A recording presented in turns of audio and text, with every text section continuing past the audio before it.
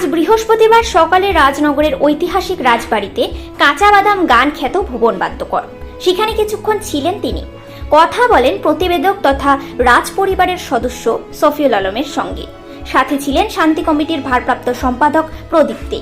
ভুবনবাবু রাজনগরে এসেছেন খবর চাউর হতেই অনেকে তার ছবি তুলতে, তার পাশে দাঁড়িয়ে সেলফি তুলতেও বিশেষ আগ্রহী হয়ে ওঠেন। অনেকের মধ্যে বিশেষ উৎসাহ দেখা যায়।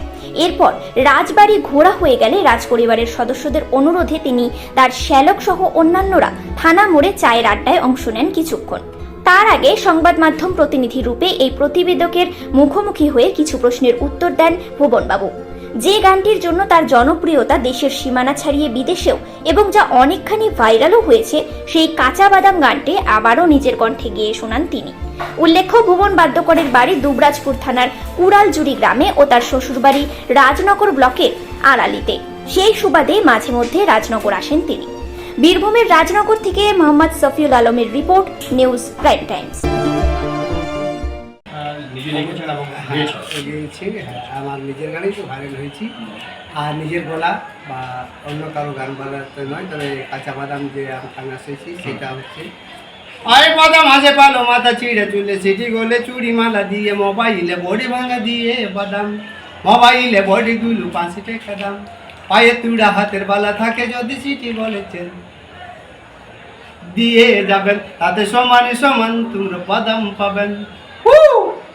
বাদাম বাদামে দাদা কাঁচা বাদাম আমার কাছে নেই বুবু ভাজা বাদাম, আমার কাছে পাবেন শুধু কাঁচা বাদাম। কাঁচা বাদাম মোবাইলে বডিগুলো 5 টাকা দাম মোবাইলে বডিগুলো 5 টাকা দাম পায়ে তুড়া হাতের ভালা থাকে যদি চিঠি বলেছেন দিয়ে যাবেন তাতে সমান সমান তোমরা বাদাম পাবেন।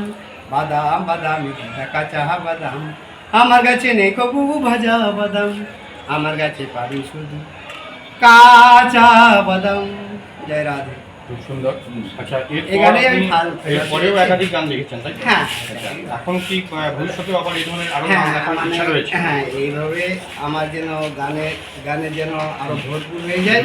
আপনারা সবাই আশীর্বাদ করবেন যেন আরো গান লিখে আমি আরো আপনাদের কাছে যেন আরো মানে কাছাকাছি হয়ে যায়, যতটুকু দূরে ছিলাম যেন আরো কাছে হয়ে যায়, সেটাই আপনারা মনস্কামনা করবেন, আশীর্বাদ করবেন। এখন তাহলে কি গান নিয়ে এখন বেশিরভাগ এখন সময় গান নিয়ে পুরোনো পেশায় আর অতটা সময় দিতে পারেন না, পুরোনো কাছে তাই গান নিয়ে এখন ব্যস্ত।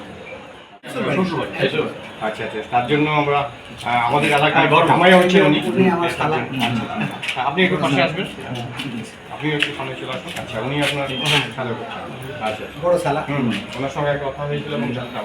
তো যাই হোক, উনি আমাদের এলাকার জামাইও, তো সেই হিসেবে আমরা গর্বিত। আর এছাড়াও বিশিষ্ট গায়ক হিসেবে আমরা অনেক অনেক আন্তরিক অভিনন্দন জানাই আমাদের এই ভুবনবাবুকে।